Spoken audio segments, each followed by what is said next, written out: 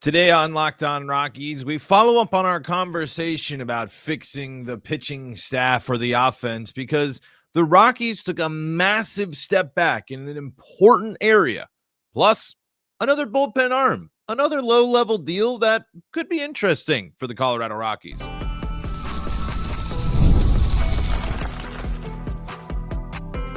You are Locked On Rockies, your daily Colorado Rockies podcast. Part of the Locked On Podcast Network, your team every day. Rock on Rockies fans, welcome into the Locked On Rockies podcast for today, the 24th day of November in the year 2025. I'm your host of the Locked On Rockies podcast, Paul Holden, bringing you your daily Colorado Rockies talk right here on the Locked On Podcast Network, where you can find your team every day. And if your team is the Colorado Rockies, you are in the right spot, because that's what we do around here each and every day, free and streaming on your favorite streaming services and on the Locked On Rockies YouTube channel, where you can be part of the show. You can fire off your Rockies hot takes. You can let me know what's on your mind when it comes to the Colorado Rockies. And if you are one of those everydayers, thank you so much for making us, again, your first listen of the day and the number one sports podcast network out there. Thank you again so much for all the support. I'm Paul Holden, your Rockies fan extraordinaire, bringing you your daily Colorado Rockies talk, as I have for over 5 seasons now. Been rocking and rolling through the ups and downs with all of you Rockies fans. And as we roll on through the offseason, saw an interesting piece in Purple Row that I kind of wanted to just highlight. And it kind of re-emphasized one of my main points of last week, where we were talking about fixing the offense versus fixing the pitching staff. Of course, you got to fix both. You need to, you got to get the work done there. But the Rockies' power drop is something that I'm not surprised happened, obviously, when we're looking at the roster and the players that were on it. But it's something that I think it's going to be a stat line that's going to be a defining factor for a few Rockies next year. And let's dive into all of that and more on today's episode. Before we go any further, today's episode is brought to you by Gametime. Download the Gametime app, create an account, and use code LOCKEDONMLB for $20 off your first purchase. Okay, so heading on over to Purple Row over here. Joel Milholm writing for the Friday Rock Pile. What if opposing pitchers actually feared Rockies hitters again? And in the piece, they go on and explain that this is something that, it would be great if they could fear D. Podesta's comments about circling the things. But I wanted to focus on the chart here that is right at the beginning of this article. And it's highlighting, and it also zooms in and focuses in on where a key area that I think is a massive problem for the Rockies, because this was a massive step back. And again, you can point at the rosters, you can point at some changes, but it's not like this roster, when you're thinking about some of the players, with a lot of familiar names were still on this team, or names that were on the team in 2024 were on the roster in 2025. And I'll that'll make more sense here in just a second. So again, Joel Milholm's Friday Rock Pile here from Purple Row. The Rockies actually sets the stage, obviously, talking about the great hitters Todd Helton, Carlos Gonzalez, Charlie Blackmon, Nolan Arenado, and Trevor Story. But after each season, especially as Arenado and Story left town, I feel like it's become my after-season tradition to reflect on Colorado's dismal home run totals. Again, reading from Joel Milholm on Purple Row here. The Rockies made a huge leap from number 26 in MLB in team home runs in 2023 with 163 to number 15 in 2024 with 179. While it still wasn't great for a team that plays half its games in thin air, it was better, with Ezequiel Tovar, Michael Toglia, Brenton Doyle, and Ryan McMahon all reaching the 20s in long balls. I assumed the Rockies' power surge would continue to climb. Me too. I mean, I thought going into 2025, I thought hitting home runs was going to be, again, not a league leading thing, not somewhere where the Rockies were going to dominate anybody, but I thought the Rockies were going to be in a situation where they were going to have multiple 20 plus home run hitters on the in the lineup. When you're talking about Brenton Doyle and Michael Toglia, Ezequiel Tovar, Ryan McMahon, and then with the addition of Mickey Moniak and such, there were other guys that could be interesting there, and you never know what happens when a vet goes to Coors Field to reinvent. So there was always maybe a possibility with your Farmers and Arcias, but when you're talking about Toglia, Tovar, Doyle, and Ryan McMahon there. Plus, if you were buying into Hunter Goodman ahead of time, hitting for power was something he was already doing there. So you could have had the confidence in him doing and hitting the way he did and hitting as many homers as he did. So I thought for sure, I was like, hey, even throughout this, I think this will be something that'll trend in the right direction. Unfortunately, far from the case, as Joel writes here. Boy, was I wrong. After trending in a better direction in 2024, Colorado dropped back to number 25 at 160. So the best there, the Rockies, and to just go through this table a little bit here to just kind of highlight how far behind the Rockies have been as a team in terms of home runs and how long it's been, and why I think this might be something we can point to as maybe a symptom here. If the Rockies are in a 20 ranked position, odds are the season isn't going well. Now, an exception already to that rule, 21, the Rockies ranking 21st in hitting home runs with 192 in 2018. Which, of course, again, a year that was a much better year for the Rockies there. But to fall off, obviously, I think the big thing here was the Rockies, the massive fall off, or at least a big part of why the Rockies decreased in home runs, hitting 19 less home runs there. Obviously, was the decline of Michael Toglia. And mixed with the fact that, Ryan McMahon did hit, I believe, as Joel points out, 16 home runs for the Rockies. Hunter Goodman carrying the weight, and Ezekiel Tovar obviously being hurt, and Brenton Doyle not hitting for power the way that he did, also being hurt there. And the Rockies not having someone that hit as many home runs as Nolan Jones. The home run threat, the home run possibility really just kind of shriveled up and died out there, as the Rockies again were 114 off of the leading Yankees at 274. And I'm just kind of looking at some of these teams and just for the amount of home runs hit and just to see the Rockies constantly so far behind in this category just really doesn't make a whole lot of sense. Especially when you factor in the fact with the Rockies needing to stay up with and try to keep pace with teams that come into Coors Field and hit for home runs and hit for power all the time here. The Rockies 15th in 2024, obviously the improvement. That 15th in 2024 was the first time since 2019 the Rockies were 15th or better, the top half technically of baseball in hitting home runs. They've done that now. They've been in the top half of hitting home runs in baseball over the last decade, once, twice, 3 times. So 5 times. 5 times. So out of the last 10 years, they have ranked up in the top 15 of Major League Baseball, getting as high as 7th in 2015 at 186. But it's still fascinating here. It's not like you can't just lean solely on trying to hit home runs. But the successful Rockies teams are ones that hit a lot of home runs. But even when you see some of these numbers, it's kind of a little surprising. You'd think, Prime Arenado, Story and Blackman for the Rockies there, and they still weren't, like we're saying, 2019, the 15th there, 2018, 21st, 2017, 8th. The 8th makes a lot more sense in that 2017 season. I think a top 10 kind of makes more sense, but given the the resume and what you think with Rockies baseball, you'd think that this is a team that would consistently be in the top home run hitting teams in the league, and that's just not the case. But it's something that I wonder if this area, hitting for home runs, hitting for power, really trying to bring in guys that can get you 20, get you 30 home runs in a season. I wonder if this is one of those analytical areas that the Rockies will start looking at. Again, hypotheticals. I'm not sure. Obviously, it's very easy to just say, hey, hit more home runs. It's going to be good for you. Obvious. But for the Rockies to not be a team that's necessarily dominated in home runs over the last 10 years, and really most of the time, proves that the Rockies are also missing something there when it comes to getting to that next gear of finding hitters that are going to work well at Coors Field.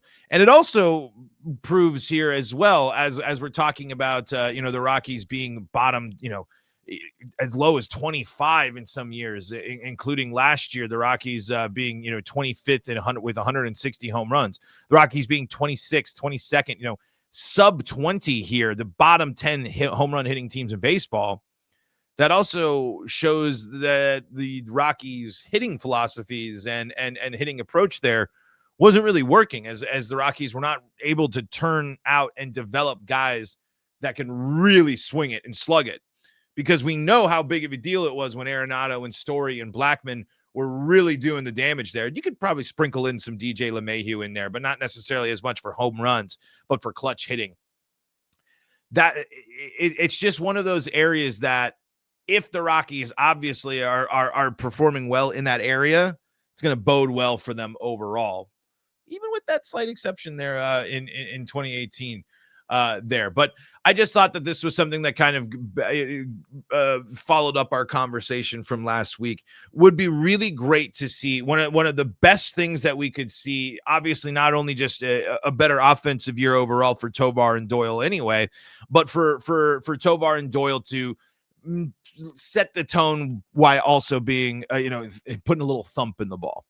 I've talked a bit before about, I don't want to solely rely on home runs, but when you kind of see the history and the worrisome trends of where the Rockies have been at in terms of hitting home runs, it's an area and it's a part of the game that they need to get better at, especially as they navigate being a team that strikes out a lot.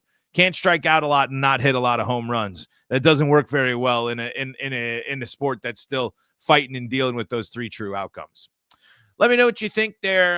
Let me know what your thoughts are on where the Rockies are at on home runs and how you think that they can fix the home run issues in the Locked On Rockies YouTube comment section. Coming up, let's talk about the Rockies bringing on another bullpen arm here and a low-level deal. Let's talk about that coming up next. Before we do that, though, got to tell you about the folks that help make this show possible, and that includes FanDuel. The NBA is back, and there's no better place to get in on the action other than FanDuel, the official sports betting partner of the NBA. And, hey, when you got a team as fun as the Nuggets, and I know we got the worries about Aaron Gordon coming up, but you got Nikola Jokic, and if you're always thinking, hey, the guy, triple-double machine, well, you can see what FanDuel is offering there when you want to get in on the action. Because even if you miss the start of the game or want to ride the hot hand or the multi-time MVP, one of the best players in basketball, FanDuel has live bets on everything from who will score next to fourth quarter comebacks. Hey, if you were in on that Rockets game, would have been pretty intriguing for you. Plus, you can even combine your live bets into a same-game parlay for a shot at a bigger payout. It keeps every game exciting, especially when your team's making that late push. Right now, FanDuel is giving new customers $300 in bonus bets. Yes, that's $300 in bonus bets when your first $5 bet wins. So head on over to FanDuel.com. That is FanDuel.com, where your first $5 bet winning, it's going to get you $300 in bonus bets. Sign up and play your game with FanDuel, the official sports betting partner of the NBA. We are also brought to you by Doer, and great news for a guy like me here. I'm gearing up to go and meet the in-laws for the holidays here, and it's a time of the year you got to dress up and look a little bit better. And my wife said, hey, bring your new Doer jeans. Those will be perfect for the holiday party. And I was like, wonderful, because not only am I going to look great, I'm going to be comfortable because they are the peak pair of jeans. Doer jeans have 5 times the stretch of traditional denim. They're antibacterial, meaning your jeans stay fresh longer so you can wear more and wash less. Plus, this is perfect for me. I'm a guy that kind of runs hot. They are made with the Cool Max technology that regulates your body temperature and wicks moisture. Doer combines classic jeanswear style with the kind of comfort and performance you get from athletic wear, the best of both worlds. Plus, it's not just jeans here. You can check out my new favorite flannel here that's been perfect for my rides into work and when we're heading out for some holiday events here. It's going to be perfect. It's going to keep me warm. I got great pockets in there. If you've heard me talk about clothes before, I love me some good pockets, and Dewar got you covered there. Simply put, Dewar makes the world's most comfortable pants without having to sacrifice style. And you can check out Dewar in store right there in Denver. It's 2621 Laramie Street. Pick up a pair for yourself or as an amazing holiday gift. Mention my promo code LOCKEDONDenver in store to get 15% off your first order, or check them out online at shopdeuer.com/LockedOnDenver for 15% off. That's shopdeuer.com/LockedOnDenver. Locked On Rockies back with you here for segment number 2 of today's episode of Locked On Rockies. Again, thanking you not only for making us your first listen of the day, but for making us the #1 sports podcast network out there. And for the folks out there celebrating and getting ready there for the holidays, if you're maybe doing your holiday travel today, safe travels, as we are the final week of November, Thanksgiving week, but also the final week of November, the final month of 2025 on the horizon. And for Rockies fans, I think it's going to be a year that baseball-wise, I don't know what happened professionally or in your personal lives. Baseball-wise, Rockies fans will look to forget. But it's going to be something, I think, that this will also be a moment that this will be a season that won't be forgotten as well by Rockies fans, as this is going to be a really big reflection point. Obviously, reflection, kind of a theme of the week in the holiday season, of course, but this will be a moment here where we can look back on. I mean, we can point back and now look at the weirdness of the interim appointee of Bill Schmidt and everything during the Bill Schmidt tenure. We can now look back on that and confirm the suspicions that people had and the issues there. There were some confidence and some hopes, but hopefully Thanksgiving down the line 5 years from now, we'll be looking at, man, how bad was that? But remember 2025 after that, and they made these moves, they made these changes, they did these things. Now they're on the right track and in the right spot. We'll see. We were talking about one way for the Rockies to get back on the right track there in the first segment is hitting more home runs. Again, I think for now, I think until the Rockies get themselves in a position where they are going to have to really, look at it and be like, we need the pitching talent. We need to be really successful in these areas to take the next level, to make a deeper run in the playoffs, be competitive against these specific teams.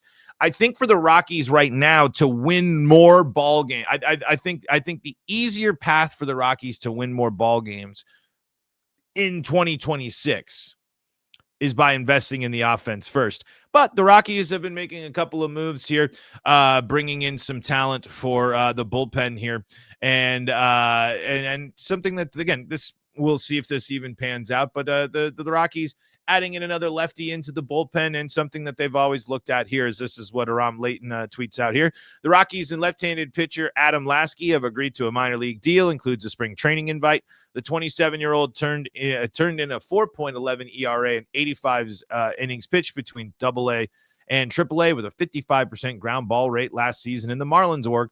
4.08 career ERA, 315 minor league innings. Hey, this is a guy, if he can come in and get the ball on the ground, this is going to be a spot where you will have an opportunity, most likely. As I keep saying, for really almost any prospect in the system, or anybody that's looking for a moment where they can just get any sort of positive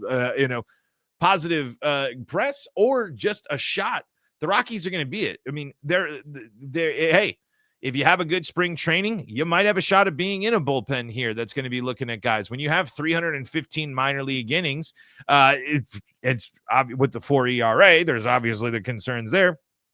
You might break camp.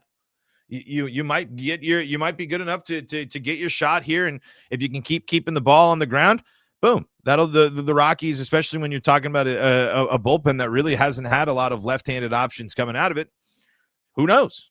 This is just like, but these are the type of small things where it's like, this is fine. These aren't the things. They're not going to light your hair on fire. They're not going to make you sit here and say that everything's better. But if you can make a simple deal like this, if you can help a guy like this, be the best version of himself, sure, Why not?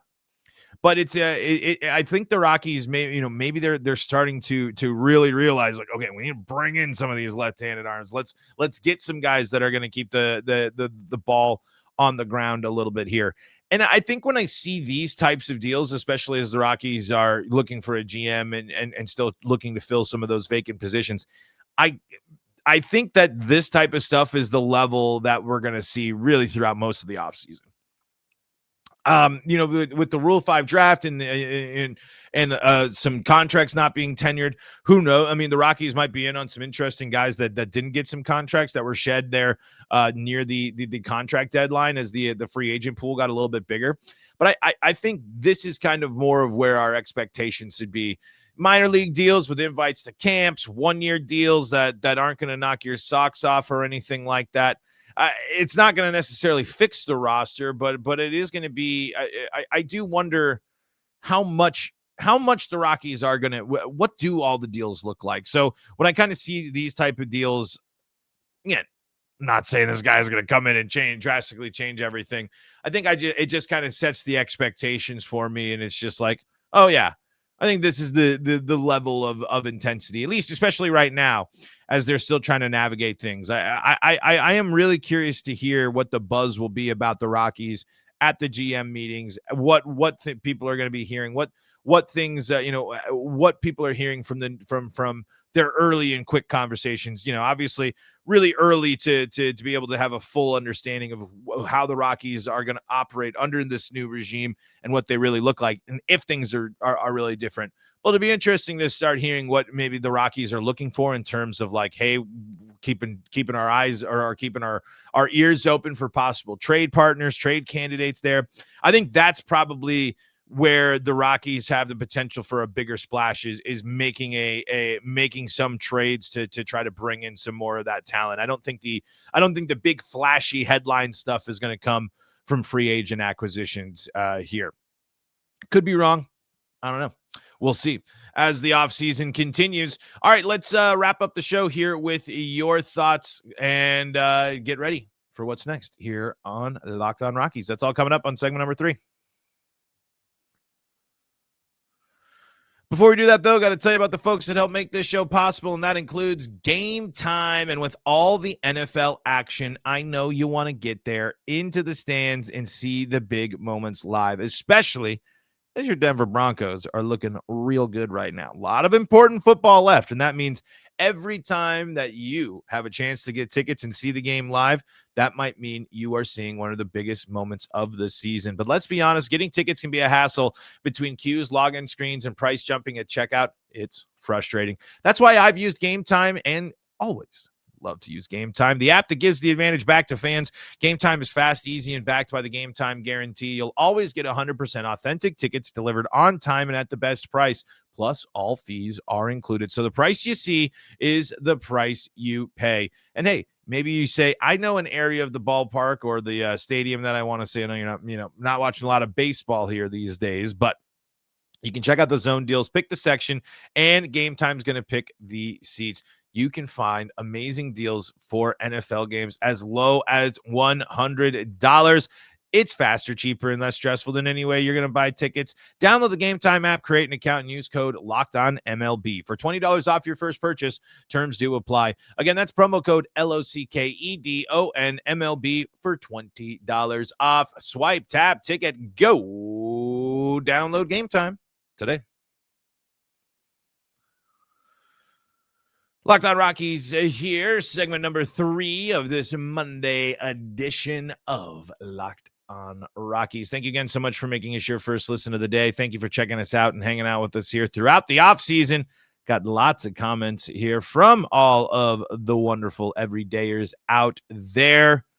Here's what Marco says. Thanks, Paul. Love the idea of a new batch of Blake Street Bombers. Elite pitchers are hard to come by, and they can affect only one of every 5 games. Combination of power and speed would work wonders, especially at 20th and Blake. Yeah, that's another thing. I mean, I really hope that an area that the Rockies grow in, not only just hitting home runs, is stealing bases. That nothing new if you are an everydayer and listen to the pod long term, but that really is an area that the Rockies has to become, I think, like a key tribute key foundational piece of what the Rockies are looking for when they are developing their offense. A lineup of guys that can immediately put the pressure on you by turning singles into turning singles into extra bases by stealing bases, being aggressive there, fully taking advantage of the double possibilities and the extra base hit possibilities of Coors Field. Absolutely would be a really, really great 1-2 punch. And the way to win those series, those hot, long, dry July series there where teams are just rolling into town, you really want to throw the haymaker. You crush them with the bats, and then you really put the pressure on by running around the bases here. Garvin says, I agree. Versatility with arm angles and styles. Being unpredictable is key. Like my time in San Francisco Giants. More power to you. Volcanic says, great episode, Paul. Thank you so much. Like the deep dive into the minor leagues. Looking forward to your coverage of the Rule 5 and seeing what D. Podesta has up his sleeves. Yep, we'll react to that. We'll see what the Rockies are going to do. Trying to bring some guests here, but obviously the holidays here. Jim wants to see more of the offense. It was also thinking that feeling good about the Blake Street Bombers there. And Alan is also excited by Roldy Brito. So always good to see. We talked about Roldy Brito there. There was another piece, and we'll probably dive into it there. A couple of prospects seem to be popping up on some radars here for some folks, which is always good to see. Obviously, it's the off season, looking for just about any stories, but I like when there's a little bit of buzz around some Rockies prospects, especially ones that maybe haven't had the same names. But Sterling Thompson has certainly been a name that we've heard more than once, and so obviously not completely under the radar, but we'll dive into that later this week, as well as just going through and seeing if anything happens here. It could be a quiet week, but you never know. Big trade happening in baseball there with the Rangers and the Mets getting in some action, with some major leaguers swapping teams there. Just some classic stuff. Really intriguing to see, what teams are going to, what action teams are going to be making here in terms of shedding payrolls, making deals, what they're going to do with their players as the contract and CBA negotiations loom over everything. Folks, that's going to do it for today's episode of Locked On Rockies. Thank you so much for making us your first listen of the day. For your second listen of the day, go check out Locked On MLB and Locked On MLB Game Night. And if you need more Colorado sports coverage, Locked On Broncos, Avalanche, Nuggets, and Buffs, free and streaming on your favorite streaming services. Folks, until next time, this is Paul Holden saying so long from the Locked On Rockies podcast.